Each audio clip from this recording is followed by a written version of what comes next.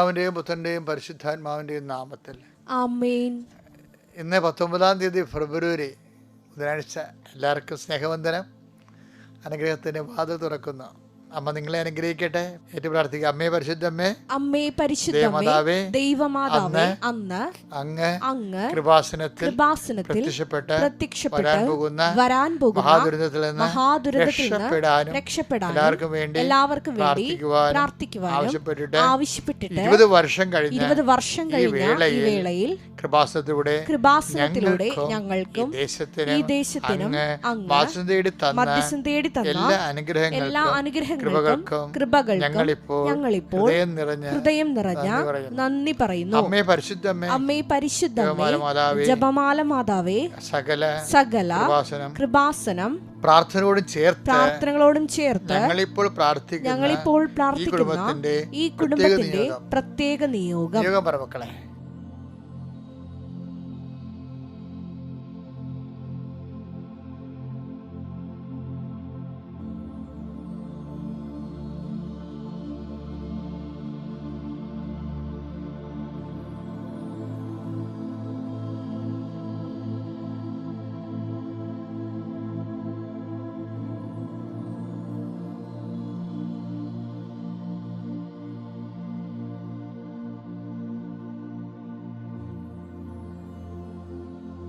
അമ്മയുടെ പ്രത്യക്ഷീകരണത്തിന്റെ ഈ ദ്വാദശക വേളയിൽ ഞങ്ങൾക്ക് സാധിച്ചു തരുവാൻ കനിയണമേ. വിശ്വാസ പ്രമാണം. സർവശക്തനായ പിതാവും ആകാശത്തിന്റെയും ഭൂമിയുടെയും സൃഷ്ടാവുമായ ദൈവത്തിൽ ഞാൻ വിശ്വസിക്കുന്നു. അവിടുത്തെ ഏകപുത്രനും ഞങ്ങളുടെ കർത്താവുമായ ഈശോമിശിഹായിലും ഞാൻ വിശ്വസിക്കുന്നു.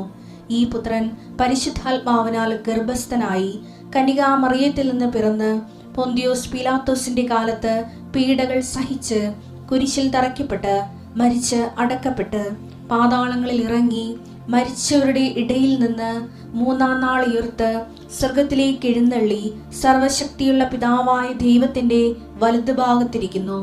അവിടെ നിന്ന് ജീവിക്കുന്നവരെയും മരിച്ചവരെയും വിധിക്കുവാൻ വരുമെന്നും ഞാൻ വിശ്വസിക്കുന്നു. പരിശുദ്ധാത്മാവിലും ഞാൻ വിശ്വസിക്കുന്നു. വിശുദ്ധ കത്തോലിക്കാ സഭയിലും പുണ്യവാന്മാരുടെ ഐക്യത്തിലും പാപങ്ങളുടെ മോചനത്തിലും ശരീരത്തിന്റെ ഉയർപ്പിലും നിത്യമായ ജീവിതത്തിലും ഞാൻ വിശ്വസിക്കുന്നു. ആമേൻ. സുഖസ്ഥനായ ഞങ്ങളുടെ പിതാവേ, അങ്ങയുടെ നാമം പൂജിതമാകണമേ. അങ്ങയുടെ രാജ്യം വരണമേ. അങ്ങയുടെ തിരുമനസ് സ്വർഗത്തിലെ പോലെ ഭൂമിയിലും ആകണമേ. അന്നു വേണ്ടുന്ന ആഹാരം ഇന്ന് ഞങ്ങൾക്ക് തരണമേ. ഞങ്ങളോട് തെറ്റ് ചെയ്യുന്നവരോട് ഞങ്ങൾ ക്ഷമിക്കുന്നത് പോലെ ഞങ്ങളുടെ തെറ്റുകൾ ഞങ്ങളോടും ക്ഷമിക്കണമേ. ഞങ്ങളെ പ്രലോഭനത്തിൽ ഉൾപ്പെടുത്തരുതേ, തിന്മയിൽ ഞങ്ങൾ രക്ഷിക്കണമേ. ആമേൻ. നന്മ നിറഞ്ഞ മറിയമേ, സ്വസ്തി. കർത്താവ് അങ്ങയുടെ കൂടെ സ്ത്രീകളിൽ അങ്ങ് അനുഗ്രഹിക്കപ്പെട്ടവളാകുന്നു. അങ്ങയുടെ ഉദരത്തിൻ ഫലമായി ഈശോ അനുഗ്രഹിക്കപ്പെട്ടവനാകുന്നു. പരിശുദ്ധ മറിയമേ, തമ്പുരാന്റെ അമ്മേ, പാപികളായ ഞങ്ങൾക്ക് വേണ്ടി ഇപ്പോഴും ഞങ്ങളുടെ മരണസമയത്തും തമ്പുരാനോട് അപേക്ഷിക്കണമേ. ആമേൻ. അനുഗ്രഹ പ്രാർത്ഥന. ഞാൻ ഇന്നലെ പറഞ്ഞ പോലെ പിള്ളേരെല്ലാം വിളിച്ചു വരുത്തി എന്ന് ഓർക്കുന്നു. അപ്പനാണോ അമ്മയാണോ ആരാണ് എല്ലാവരും കൂടിയാണോ പ്രാർത്ഥന കൂടുന്നതെങ്കിൽ അത്രയും നല്ലത്. പിള്ളേർ അനുവദിക്കുന്നുണ്ടെങ്കിൽ കുഞ്ഞുങ്ങൾ, അതായത് ചില കുഞ്ഞുങ്ങൾ ഡിസ്റ്റർബായിട്ട് തോന്നുന്നില്ലെങ്കിൽ നിങ്ങളുടെ അമ്മയുടെ കൈ അവരുടെ തലയിൽ വെക്കണം, അല്ലെങ്കിൽ അപ്പൻ്റെ കൈ അവരുടെ തലയിൽ വെക്കണം. കാര്യം നിങ്ങളെ ദൈവം കഴിഞ്ഞാൽ പിന്നെ നിങ്ങളെയല്ലേ കുഞ്ഞിനെ ഏൽപ്പിച്ചിരിക്കുന്നത്. അപ്പം നിങ്ങൾക്ക് ഒരു ആധ്യാത്മിക അധികാരമുണ്ട്. ഇപ്പം സഭയിൽ ഞങ്ങളെ ആശീർവദിക്കുമ്പോൾ നിങ്ങളുടെ കൈ കുഞ്ഞിൻ്റെ തലയിലുണ്ടെങ്കിൽ ഉണ്ടല്ലോ, അത് വലിയൊരു അനുഭവമായിരിക്കും. അപ്പം നിങ്ങൾ വിശ്വസിക്കുകയും ചെയ്യണം. ഞാൻ ആശീർവദിക്കുമ്പോൾ ഈശോ തന്നെയാണ് കുഞ്ഞിനെ ഈശോ തന്നെയാണ് ഇപ്പം ആശീർവദിച്ചുകൊണ്ടിരിക്കുന്നത്. എന്നെ ഈശോ ഒരു ഉപകരണം, ആശീർവാദത്തിൻ്റെ ഉപകരണമാക്കുകയാണ്. കർത്താവ്, ഞാൻ കുഞ്ഞുങ്ങളെ സംബന്ധിച്ച് പ്രാർത്ഥിക്കുന്ന ഈശോയെ, പരീക്ഷയ്ക്ക് ഒരുങ്ങുന്ന മക്കൾ ഇപ്പോൾ ഒരാൾ പരീക്ഷ എഴുതി കുറച്ച് ടെൻഷനൊക്കെ ഉണ്ടാവും, ഒരു കുഴപ്പമില്ല. എഴുതിപ്പോയത് എഴുതി പീരാത്തത് പറഞ്ഞ പോലെ what I have written is written for ever, അത് എഴുതിയിട്ടുണ്ട്. ബാക്കി നമ്മുടെ കയ്യിൽ നിന്ന് അത് കർത്താവാണ് നോക്കേണ്ടത്. ഇനി നമ്മളുടെ കഴിഞ്ഞു പോയ ഈ തൂയിപ്പോയ പാലിനെ കുറിച്ച് പദം പറഞ്ഞ് കരഞ്ഞിട്ട് കാര്യമില്ലെന്ന് പറഞ്ഞില്ല. അതുപോലെ അതൊന്നും ഓർക്കേണ്ട. ഇനി പുതിയ കാര്യങ്ങൾ ബാക്കി അത് ദൈവത്തിൻ്റെ ടേബിളിലേക്ക് നമ്മൾ മാറ്റുകയാണ്. ഞാൻ ഇങ്ങനെ തട്ടി മുട്ടിയൊക്കെ നിൽക്കുന്ന കാര്യം കുഞ്ഞുങ്ങൾ ആരെങ്കിലും എഴുന്നേറ്റ് വരണമെന്നുണ്ടെങ്കിൽ വന്നോട്ടെ എന്നുള്ളവർക്ക് സമയം കൊടുക്കുകയാണ്. ഓക്കെ, അപ്പോൾ ഹാപ്പി ആയിരിക്കുക. എല്ലാ കുഞ്ഞുങ്ങളെയും വിളിച്ച് വരുത്തുക. അവിടെ ശിരസിലൊക്കെ അപ്പനും അമ്മയും ഉണ്ടെങ്കിൽ രണ്ടുപേരും തന്നെ ഒരു 2 കൈയില്ലേ, 4 കുഞ്ഞുങ്ങളുണ്ടെങ്കിൽ നമുക്ക് കൈകാര്യം ചെയ്യാൻ പറ്റുന്ന 4 കൈ നിങ്ങൾക്ക് ഉണ്ടല്ലോ, 2 പേർക്കും അപ്പനും അമ്മയ്ക്കും കൊണ്ട്. അപ്പോൾ അത് ആരാണുള്ളത്, പ്രാർത്ഥനയ്ക്ക് ചെയ്തതിനെ ഉള്ളവർ ആരാണ്, അവർ ആ സമയത്ത് പങ്കെടുത്താൽ മതി. കർത്താവ് ഈ നിമിഷം അനുഗ്രഹിക്കുന്ന സമയമാണ്. അടിപ്പണ പോലെ കർത്താവെ വൈദാഘാതം പോലെ ദൈവമേ, നിൻ്റെ ദൈവികമായ ശക്തി അങ്ങയുടെ മക്കളിലേക്ക് ആവശ്യിക്കട്ടെ. ഈശോ, നിൻ്റെ വിശുദ്ധ പൗരോഹിത്യത്തെ മഹത്വപ്പെടും. 39 വർഷം ഞാൻ അർപ്പിച്ച കുർബാന ലോകത്തെല്ലായിടത്തും നടത്തിയിട്ടുള്ള വലിയ ധ്യാനങ്ങളിലൂടെ പ്രാർത്ഥിച്ച 10,000 ലക്ഷങ്ങളായിട്ട് മനുഷ്യർ അവരുടെ പ്രാർത്ഥനകളോട് ചേർത്തുകൊണ്ടാണ് ഈശോയെ ഞങ്ങൾ കുഞ്ഞുങ്ങൾക്ക് വേണ്ടി പ്രാർത്ഥിക്കേണ്ടത്, വീടിന് വേണ്ടി പ്രാർത്ഥിക്കേണ്ടത്, പരീക്ഷക്കാർക്ക് വേണ്ടി പ്രാർത്ഥിക്കേണ്ടത്, വരാൻ പോകുന്ന ഈ പരീക്ഷയിലിരിക്കുന്ന ഇനിയും വരാൻ പോകുന്ന വിഷയങ്ങൾക്ക് വേണ്ടി പ്രാർത്ഥിക്കുന്നു. കർത്താവ്, ഞങ്ങളുടെ കൂടുതൽ പ്രയാസമുള്ള സബ്ജക്റ്റുകൾക്ക് വേണ്ടി പ്രാർത്ഥിക്കുന്നു. ഇടയ്ക്ക് വിട്ടുപോയ സബ്ജക്റ്റ്, മനസ്സിലാകാത്ത സബ്ജക്റ്റുകൾ, പഠിച്ചിട്ട് തീരാത്ത, പക്ഷേ അയ്യോ അത് പഠിച്ചില്ലാതെ കൈയൊക്കെ കുടയുന്നില്ലേ, അങ്ങനെ വിട്ടുപോയ സബ്ജക്റ്റുകൾ പഠിച്ചത് തീരുമോ എന്നുള്ള പേടിയുള്ളവർ അവരെല്ലാവരും ഇപ്പോൾ ആശ്രയിച്ച് അടിപ്പെടുന്ന പോലെ വൈദാഘാതം പോലെ ദൈവികമായ ശക്തി എൻ്റെ മക്കളുടെ മേൽ കർത്താവ് പതിക്കട്ടെ എന്ന് പ്രാർത്ഥിക്കുന്നു. കർത്താവെ, നിൻ്റെ വിശുദ്ധ പൗരോഹിത്യത്തെ മഹത്വപ്പെടും. കുഞ്ഞുങ്ങൾക്ക് ആത്മശക്തി പരിശുദ്ധാത്മാവിൻ്റെ ആത്മശക്തിയാൽ കുഞ്ഞുങ്ങളുടെ ഹൃദയം നിറയട്ടെ. ധൈര്യമായിട്ട് യുദ്ധം കഴിഞ്ഞ് ജയിച്ചു വന്നവൻ്റെ ആ ചങ്കൂറ്റം പോലെ പരീക്ഷയെ തോൽപ്പിക്കാൻ വേണ്ടി നമ്മൾ പോവുകയാണ്. കാര്യം അതിനെ തോൽപ്പിച്ച് നിങ്ങൾ വിജയം വരിക്കും. കാരണം നിങ്ങളുടെ വിജയം വരിക്കുന്ന കർത്താവ് നിങ്ങളുടെ കൂടെയാണ്. കാര്യം ഞങ്ങൾ ആയിരങ്ങൾ നിങ്ങൾക്ക് വേണ്ടി പ്രാർത്ഥിക്കുന്നുണ്ട്. അപ്പോൾ നിങ്ങൾക്ക് എഴുതി വിട്ടാൽ മാത്രം മതി, ബാക്കി ദൈവം നോക്കിക്കൊള്ളും. കർത്താവിൻ്റെ കരുണ നിനക്ക് ആവശ്യിക്കട്ടെ. അമ്മേ, പരിശുദ്ധമ്മേ, പ്രലോഭനങ്ങളെല്ലാം അതിജീവിച്ച കർത്താവിൻ്റെ ചൈതന്യം മക്കളിലേക്ക് കൊണ്ട് അതിജീവനത്തിൻ്റെ ചൈതന്യം, വിജയത്തിൻ്റെ ചൈതന്യം ഈ മക്കളിലേക്ക് ആവശ്യിക്കുന്നതിന് വേണ്ടി അമ്മ ഈ നിമിഷം, പരിശുദ്ധമായ നിമിഷം മധ്യസ്ഥം വഹിക്കട്ടെ. എൻ്റെ കർത്താവിന് ഉന്നതമായ നാമത്തിൽ ഉണ്ടെങ്കിൽ ടെക്സ്റ്റ് ബുക്കുകൾ, പഠനോപകരണങ്ങൾ, നിങ്ങളുടെ ആൻസർ ബുക്കുകൾ, നിങ്ങളുടെ ക്വസ്റ്റ്യൻ പേപ്പർ എല്ലാം ഞാൻ ആസ്വദിക്കുന്നു. നിങ്ങളുടെ യാത്രകൾ, ആരെങ്കിലും എന്തെങ്കിലും ക്ഷീണങ്ങളോ രോഗങ്ങളോ പരീക്ഷ എഴുതാൻ പറ്റാത്ത വിധത്തിലുള്ള സങ്കടങ്ങളോ അതുകൊണ്ട് മമ്മിയോട് നിലവിളിച്ച് കണ്ണീരോടെ മമ്മി ഞാൻ പോണില്ലെന്നൊക്കെ പറയുന്നവരുണ്ടെങ്കിൽ അച്ഛൻ പറയും, പോകാൻ പറ്റും, എൻ്റെ മക്കൾ പോകണം. കാര്യം അല്പം ആശ്വാസം പോകണം. ബാക്കി എന്താണ്, കർത്താവ് നിങ്ങളെ സഹായിക്കും. എന്നിട്ട് നിങ്ങളുടെ കൂടെ പരിശുദ്ധ അമ്മയുടെ സാന്നിധ്യം ഉണ്ടെന്നുള്ള ഓർമ്മ നിങ്ങൾക്കുണ്ടാകണം. അതുപോലെ തന്നെ എൻ്റെ മക്കളുടെ വീട്ടിൽ പപ്പായും മമ്മിയും ഒക്കെ നിങ്ങളുടെ പ്രാർത്ഥനയിൽ, കുഞ്ഞുങ്ങളുടെ പ്രാർത്ഥനയിൽ പപ്പായും മമ്മിയും ആശ്രയിച്ച് പ്രാർത്ഥിക്കണം. ആർക്കാണോ ആ വീട്ടിൽ പ്രാർത്ഥനാ സഹായമുള്ളത് കുഞ്ഞുങ്ങളെല്ലാം. കാര്യം കുഞ്ഞുങ്ങൾ അധികം തിന്മകളൊന്നും ഇല്ലാത്ത കുഞ്ഞുങ്ങളായതുകൊണ്ട് ഒത്തിരി വിശ്വാസം ഉണ്ടെങ്കിൽ കുഞ്ഞുങ്ങളുടെ പ്രാർത്ഥനയ്ക്ക് ഭയങ്കര ബലമാണ്. അതുകൊണ്ട് മമ്മിക്ക് വേണ്ടി പ്രാർത്ഥിക്കണം, പപ്പയ്ക്ക് വേണ്ടി പ്രാർത്ഥിക്കണം, അപ്പായ്ക്ക് വേണ്ടി പ്രാർത്ഥിക്കണം. എൻ്റെ കർത്താവ്, എൻ്റെ കുഞ്ഞുങ്ങളെ സമർപ്പിച്ച് പ്രാർത്ഥിക്കുന്നു. എൻ്റെ കർത്താവിൻ്റെ ഉന്നതമായ നാമത്തിൽ സഭയുടെ അധികാരത്തിൽ കർത്താവ് പൊറുതിമുട്ടിയിരിക്കുന്ന കുടുംബങ്ങൾ, പല പല വിഷയങ്ങൾ കൊണ്ട് മനോരോഗികൾ, ഡിപ്രഷനുള്ള രോഗികൾ, വയലൻ്റായിട്ടുള്ള പേഷ്യൻസുകൾ, അവരെ കൊണ്ട് പൊറുതിമുട്ടിയ മാതാപിതാക്കന്മാരെ നീ ഈ നിമിഷം സ്പർശിക്കണം. ആ മക്കളെ സ്പർശിക്കണം. എവിടെയെങ്കിലും പോയി ഒളിച്ചാൽ മതി എന്നൊക്കെ വിചാരിച്ചുകൊണ്ട് വീട് തന്നെ സങ്കടപ്പെട്ട് ജീവിക്കുന്നവരുണ്ട്. ഒരു പ്രാർത്ഥനയും ഏക്കാത്ത അത്രയും മുൾച്ചെടികളിൽ വീണ വിത്ത് പോലെ അനുഗ്രഹം കുടുങ്ങിക്കിടക്കുന്ന വീടുകളുണ്ട്. അവരെല്ലാം മാതാപിതാക്കന്മാരെ നീ ശക്തിപ്പെടുത്തണം കർത്താവേ. അവരെ നീ സാന്ത്വനപ്പെടുത്തണം കർത്താവേ. ഈശോ, അവരെ നീ ശക്തിപ്പെടുത്തണം കർത്താവേ. അവർക്ക് നീ ഒരു തുണ കൊടുക്കണം കർത്താവേ. അവർക്ക് വേറെ ആരും ഇല്ല, ആരും ആശ്വസിപ്പിക്കാൻ പറ്റത്തില്ല. ദൈവത്തിന് മാത്രമേ ആശ്രയിക്കാൻ പറ്റത്തുള്ളൂ. മനുഷ്യന് എല്ലാം പരിധികളുണ്ട്. അത് നമ്മുടെ കൂടെയായിരിക്കും, എത്ര കൂടെയായിരുന്നാലും അതൊക്കെ ഒരു ടൈം കഴിയുമ്പോൾ നമുക്ക് എഴുന്നേറ്റ് പോകേണ്ടി വരും.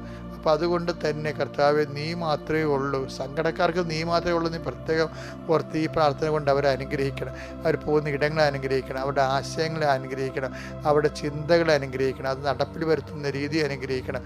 അവരുടെ അത് അന്ത്യനിമിഷം വരെ അവരറിഞ്ഞാലും അറിഞ്ഞില്ലെങ്കിലും അവരംഗീകരിച്ചാലും ഇല്ലെങ്കിലും എൻ്റെ പ്രാർത്ഥന, ഈ പ്രാർത്ഥനയുടെ ശക്തിയാൽ നിങ്ങളുടെ കുടുംബം അനുഗ്രഹിക്കപ്പെടുകയും ഇപ്പോഴുണ്ടാകുന്ന കടങ്ങൾ ലക്ഷക്കണക്കിന് രൂപ ആവശ്യമുള്ളൊരു വ്യക്തിയാകാൻ നീ കർത്താവ്, നീ പലയിടത്ത് ചോദിച്ചിട്ടും പല കാര്യങ്ങൾ പറഞ്ഞ് നീ അവരെ നിനക്ക് കിട്ടാത്തൊരവസ്ഥയാണെങ്കിലും ഈ ഒറ്റ പ്രാർത്ഥന കൊണ്ട് കർത്താവ് നിന്നെ സന്ധിക്കും. ഇന്ന് ഇത്ര 19 മണിക്കൂർ നീ കുറിച്ച് വെക്കുക. അതിനുശേഷം നീ ആ 19 മണിക്കൂറാകാൻ വേണ്ടി പ്രാർത്ഥിച്ച് വിശുദ്ധരെ കാത്തിരിക്കുക. കർത്താവ് നിന്നെ അനുഗ്രഹിക്കുക. ഞാൻ നിങ്ങൾക്ക് വേണ്ടി ഈ 19 മണിക്കൂർ ഞാൻ ഓർക്കുമ്പോൾ നിങ്ങളിങ്ങനെ ടൈം എടുത്തിട്ട് വിടുതലിന് വേണ്ടി ടൈം എടുത്തവർക്ക് വേണ്ടി ഞാൻ പ്രത്യേകം പ്രാർത്ഥിക്കുന്നതാണ്. എൻ്റെ കർത്താവിൻ്റെ ഉന്നതമായ നാമത്തിൽ സഭയുടെ അധികാരത്തിൽ കുരിശടയാളം സമ്മേളനത്തിൽ ഓരോ ദൗത്യങ്ങൾക്കും യാത്രയ്ക്കും പോകുന്നവർ അതിൻ്റെ സബലീകരണത്തിന് ഈശോ നാമത്തെ ആശീർവദിക്കുന്നു. എൻ്റെ പ്രിയപ്പെട്ടവരെ, നമുക്കിന്ന് സന്ദേശം പറയുമ്പോഴേ ഞാൻ പണ്ടേ എത്ര ക്ലാസ്സിലാണെന്നൊന്നും ഓർക്കുന്നില്ല, ഈ ആദേശ സിദ്ധാന്തം എന്ന് പറഞ്ഞ സംഭവം ഉണ്ടല്ലോ, അല്ല 3ാം ക്ലാസ്സിലൊക്കെ ആയിരിക്കും, സയൻസിൽ ആർക്കിമിഡീസാണ് അത് ചെയ്തത്. അയാളുടെ ചെമ്പിൽ കയറി വെള്ളം നിറച്ചിട്ട് ചെമ്പിൽ കയറി ഇരുന്നപ്പോൾ അങ്ങയുടെ ബോഡിയുടെ അത്രയും വെള്ളം പുറത്തേക്ക് പോയി. അപ്പോൾ അങ്ങ് യുറേക്ക ഇതൊക്കെ പറഞ്ഞ പുള്ളി കണ്ടുപിടിച്ചത്. എന്താ പുള്ളി കണ്ടുപിടിച്ചതെന്ന് അറിയാമോ? പുള്ളിയുടെ ആ പുറത്തേക്ക് പോയ വെള്ളത്തിന് വെയിറ്റിന് സമാനമാണ് പുള്ളിയുടെ ശരീരഭാരമെന്ന്. പക്ഷേ അതല്ല, അതിപ്പോൾ എല്ലാവർക്കും അറിയാവുന്ന കാര്യമാണ്. പക്ഷേ ആർക്കിമിഡീസ് പറഞ്ഞതായിട്ട് ഉള്ള ഒരു കാര്യം സെമിനാരി പഠിച്ചിട്ടുണ്ട്. നമ്മൾ ഗൂഗിളൊക്കെ സെർച്ച് ചെയ്താൽ കിട്ടും നിങ്ങൾ. ഇപ്പം എന്താ സംഭവം വെച്ചാൽ, ഇപ്പം അയാൾ പറഞ്ഞത് give me a firm spot to stand, I will move the earth. അതായത് നിങ്ങൾ എനിക്ക് ഭൂമിയിൽ ഉറച്ചു നിൽക്കാനുള്ള ഒരു സ്ഥലം താ, ഞാൻ ഈ ലോകത്തെ ചേഞ്ച് ചെയ്യാവുന്നു. ഈ ദിവസങ്ങളിൽ എൻ്റെ മനസ്സിൽ വന്ന ഒരു ചിന്തയാണ്. കാര്യം ഉറച്ചു നിൽക്കാനുള്ള സ്ഥലം എന്ന് പറഞ്ഞാൽ എന്താ? വചനമാണിത്. കഴിഞ്ഞ ദിവസങ്ങളിൽ നമ്മൾ കണ്ടില്ലേ, യോഹന്നാൻ 17:17 എന്താണ്? സത്യമായിട്ടുള്ള എന്താണ്? അങ്ങയുടെ വചനമാണല്ലോ സത്യം. അപ്പം യോഹന്നാൻ 17:17 നമുക്ക് റിലേ ചെയ്യാൻ പറ്റുന്ന, നമുക്ക് ആശ്രയിക്കാൻ പറ്റുന്നത് എന്താണ്? ഉറച്ചു നിൽക്കാൻ പറ്റുന്നത് സത്യമാണ്. ഹെരാക്ലിറ്റസ് പറഞ്ഞായിരുന്നേ, ഹെരാക്ലിറ്റസും അയാൾ ഗ്രീക്ക്, കർത്താവിന് മുമ്പ് എനിക്ക് തോന്നുന്നത് ഒരു 500 കൊല്ലം പറ്റിയാണ് ജനിച്ച ആളാണ് ഹെരാക്ലിറ്റസ്. അപ്പോൾ അദ്ദേഹം പറഞ്ഞത്, you cannot step into a same river twice. നിങ്ങൾക്ക് ഒരു പുഴയിൽ എനിക്ക് 2 പ്രാവശ്യം കാലെടുത്ത് വെക്കാൻ പറ്റത്തില്ല. എന്താ കാര്യം? It will move. ആദ്യം കാലെടുത്ത് വെച്ച പുഴ ഒഴുകിപ്പോയെന്ന്, പിന്നെ നീ കാലെടുത്ത് വെക്കുമ്പോൾ അത് പുതിയ പുഴയാണ്. അയാൾ പറഞ്ഞ എല്ലാം ഇളക്കമാണ്. ഇളക്കം എന്ന് പറഞ്ഞൊരു തിളക്കം, അങ്ങനെയൊക്കെയുള്ളൊരു പ്രത്യേക പൊസിഷനാണ്. എല്ലാം ഇങ്ങനെ മാറിക്കൊണ്ടേയിരിക്കും. അപ്പം മാറ്റമില്ലാത്തത് എന്താണ്? ലുക്ക 21:33 ആകാശവും ഭൂമിയും കടന്നു പോകും. മാറ്റമുണ്ട് ഇതിനെല്ലാം. അത് തന്നെ ഹെറാക്ലിറ്റസ് പറഞ്ഞത് ശരിയാണ്. മാറ്റമുണ്ട്, ആകാശത്തിന് മാറ്റമുണ്ട്. ആകാശം എന്ന് പറയുന്നത് എന്താണ്? ടൈം അല്ലേ? ആകാശത്തു നിന്നല്ലേ ടൈം എന്ന് പറയുന്നത്? Time is the measurement of movements എന്ന് വെച്ച് കഴിഞ്ഞാൽ പ്രപഞ്ചത്തിലെ ചലനങ്ങളുടെ ഒരു ഏകകമാണ് ടൈം എന്ന് പറയുന്നത്. അപ്പോൾ അതെന്താണ്? ആ ടൈം, ആകാശം എന്ന് വെച്ചാൽ ആകാശം മാറുമെന്ന് വെച്ചാൽ ടൈം മാറും. പിന്നെന്താ? സ്പേസ്, ഭൂമി, എർത്ത്, അതും മാറും. എന്നാൽ എൻ്റെ വാക്കുകൾ കടന്നു പോവുകയില്ല. എൻ്റെ വാക്കുകൾക്ക് മാറ്റമില്ല എന്നതാണ്. അതായത് അത് തന്നെയാണ് എല്ലാവരും റിപ്പീറ്റ് ചെയ്യണം. ഈശോ 17:17 ഈ ലുക്ക 21:33 എൻ്റെ വാക്കുകൾക്ക് മാറ്റമില്ല എന്ന് പറഞ്ഞുകൊണ്ടാണ് യോഹന്നാൻ 17:17 ഈശോ പറഞ്ഞത്. എന്താണ്? അങ്ങനെ വചനമാണല്ലോ സത്യം, ബാക്കിയെല്ലാം ചലനമാണ്. അയാൾ പറഞ്ഞത് ശരിയാണ്. We cannot step into same river twice. ഒക്കെ എല്ലാം മാറിക്കൊണ്ടിരിക്കും. അതുകൊണ്ടാണ് പർമെനൈഡസ് പറഞ്ഞത്, അതുകൊണ്ടാണ് ആർക്കിമിഡീസ് പറഞ്ഞത്, എനിക്കൊരു സ്ഥലം, മാറ്റമില്ലാത്ത ഒരു സ്ഥലം താ.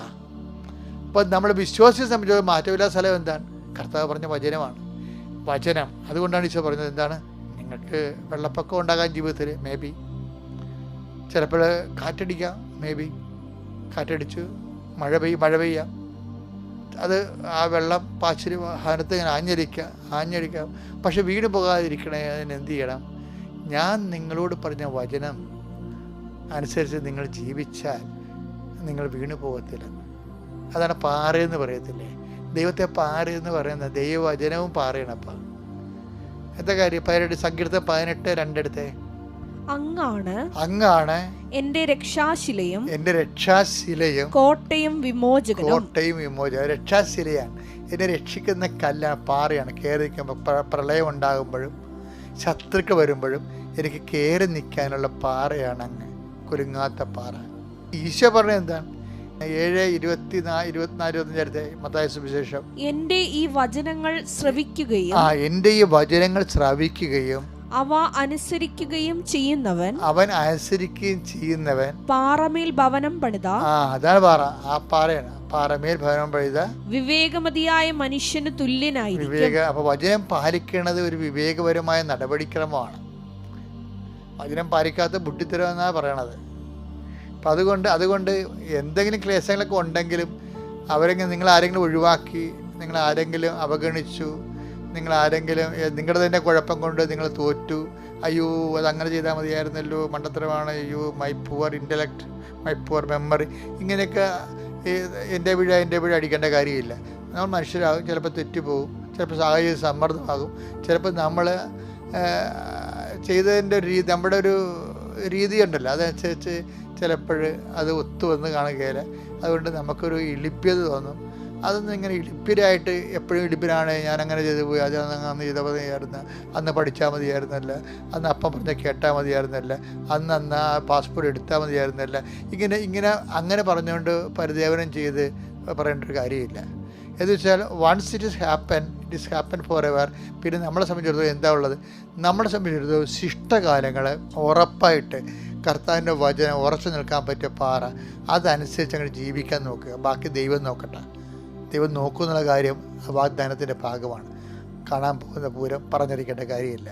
നിങ്ങൾ കൃപാസനത്തിൻ്റെ സാക്ഷികൾ കേട്ടാൽ മതി. Okay, thank you.